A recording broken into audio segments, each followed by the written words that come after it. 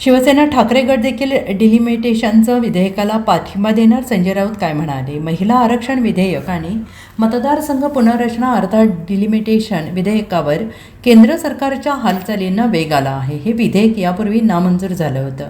हा सत्ताधारी पक्षाला धक्का मानला जात होता. आता पावसाळी अधिवेशनात हे विधेयक पुन्हा मांडलं जाण्याची शक्यता व्यक्त केली जाते आणि त्यामुळे देशाच्या राजकारणात नव्या चर्चांना सुरुवात झाली. आणि यापूर्वी इंडिया आघाडीतील अनेक पक्षांनी या विधेयकाला विरोध दर्शवला होता. मात्र शरद पवार यांच्या नेतृत्वातील राष्ट्रवादी काँग्रेस पक्षाने मतदारसंघ पुनर्रचनेत देशातील लोकसभा जागांमध्ये 50% वाढ करण्याचा प्रस्ताव आल्यास पाठिंबा देण्याचे संकेत दिल्याची चर्चा आहे. खासदार सुप्रिया सुळे यांनी याबाबत महत्त्वाचे संकेत दिले असल्याचे सांगितलं जात आहे. त्यांच्या संकेतानंतर मित्रपक्ष आणि ठाकरे गट यांच्याकडून संजय राऊतांनी मोठं विधान केलेलं आहे. शिवसेना उद्धव बाळासाहेब ठाकरे गट देखील या विधेयकाला पाठिंबा देणार आहे अशी चर्चा सुरू होती. मात्र ठाकरे गटाचे खासदार आणि प्रवक्ते संजय राऊत यांनी या चर्चांना पूर्णविराम दिला आहे. आम्ही अद्याप डिलिमिटेशन विधेयकाला पाठिंबा दिलेला नाही. आमचा पाठिंबा आहे असं सांगणं चुकीचं आहे असं त्यांनी म्हटलं आहे. सगळ्यात गंभीर प्रश्न कोणता असेल तर तो नीट परीक्षेच्या पेपर फुटी विरुद्ध 17व्या दिवशी सुरू असलेल्या सोनम वांगचुक यांचा उपोषणाचा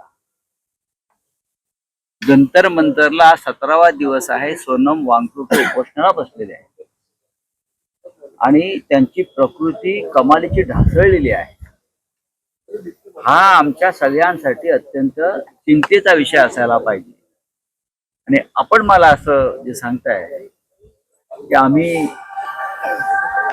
त्या डिलिमिटेशन आणि या बिलाला पाठिंबा देणार आहोत.